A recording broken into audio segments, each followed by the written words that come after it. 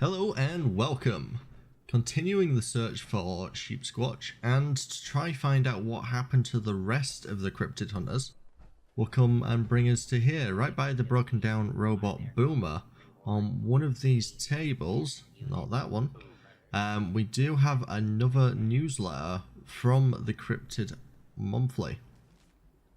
Now this goes over quite a few little bits and pieces.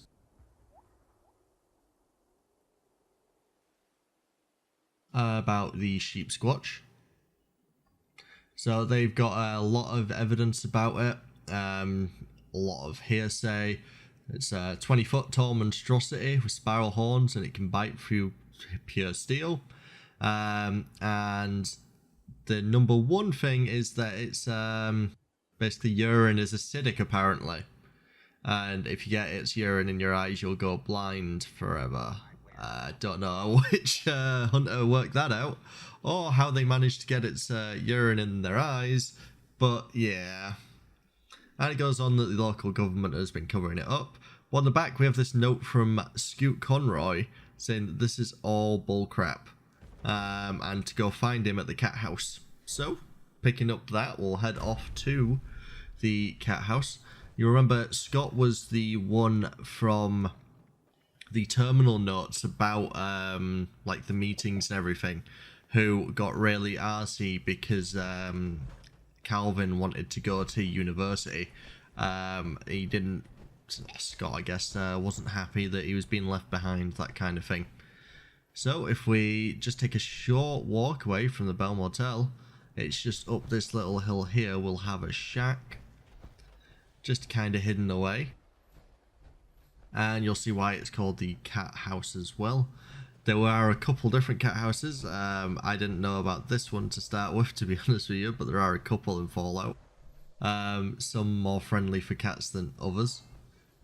We head on inside. To our left there by the door was actually another note, just the same Cryptid Monthly, and outside we've got a couple of house cats.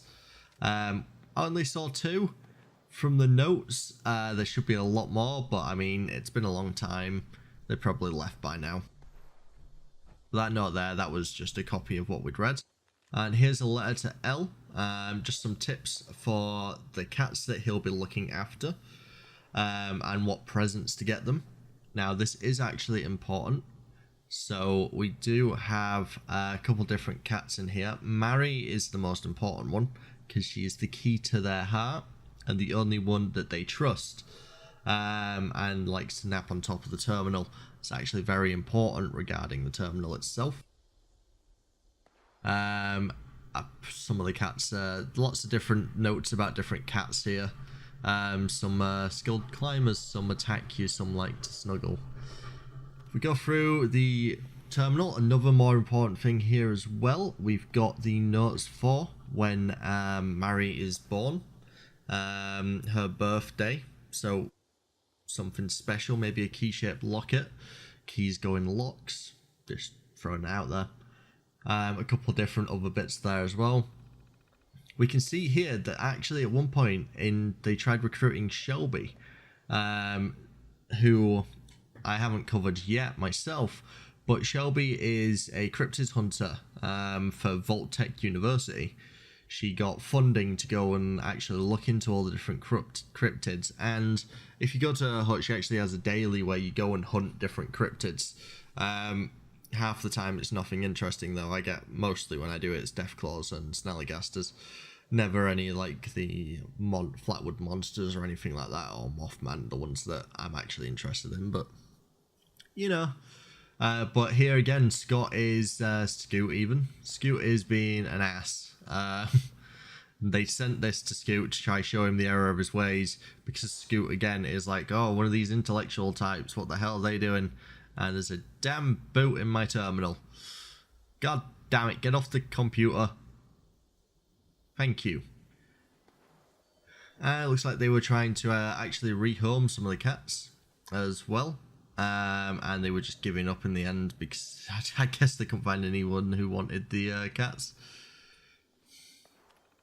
So heading on out, we've got this private research, and if we have a look, we can try hacking it, but it again, depends on, you got to have the right notes and everything.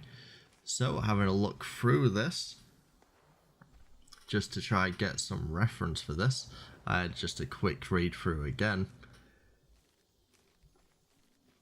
I know a lot of people have had troubles with this part and not been able to get it, so I didn't feel too terrible.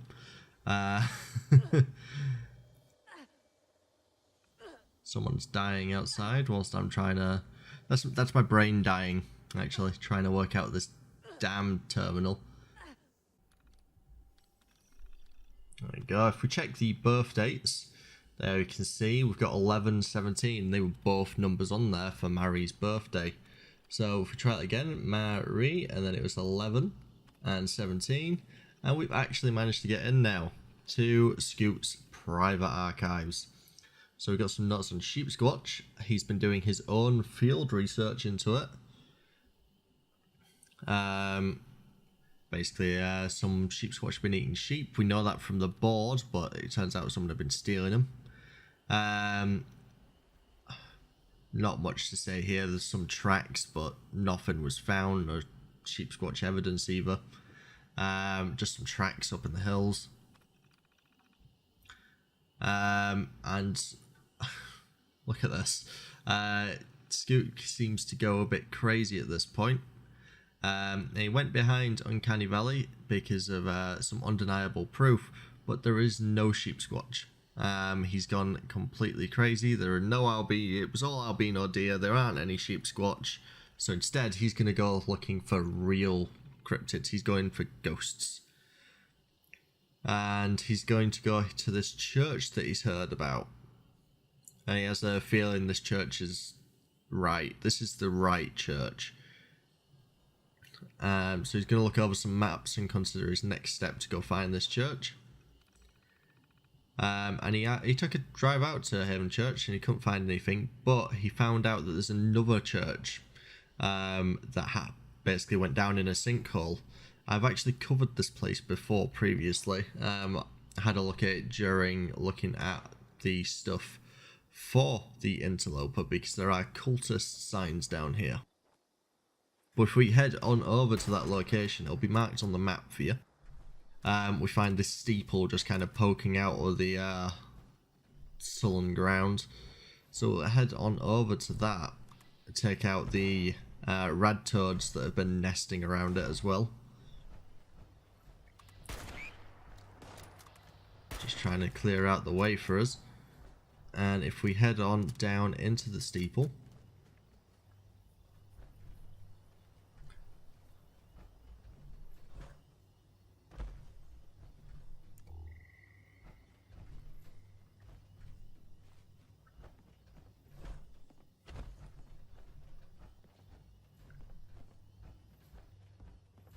we'll find what looks like might have been the pastor trying to escape, but didn't work for them. We have a note for day 1.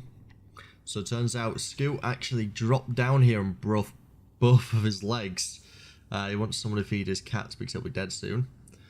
But he then found out that someone else was down here called Kevin, who taught him how to get more water and some moss and bugs they could be eating. And that they tried working together on some splints, but it doesn't look to be working. His legs didn't really work anymore. The splints just kind of crumbled because the wood was all wet down here. So his legs haven't set right and he can't walk anymore. Continuing on, we do have another note for day 82. So they've been down here for 82 days now. Someone else has fallen down called Mickey. The earth shifted a lot when some tremors came through. Mickey says that he's a chef, a gang of chefs, and the world's all gone. And Scoot's reminiscing about Ray and Laura, and maybe he didn't debunk sheepsquatch. And at this point, he's lost all track of time.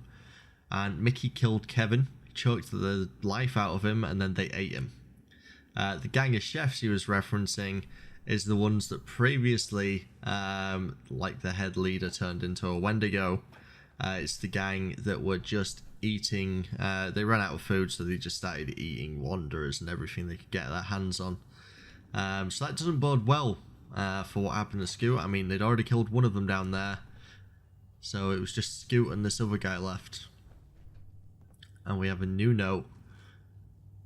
Handwriting's not as good, and it looks like Scoot has eaten all of them and he's going to wait here to consume people.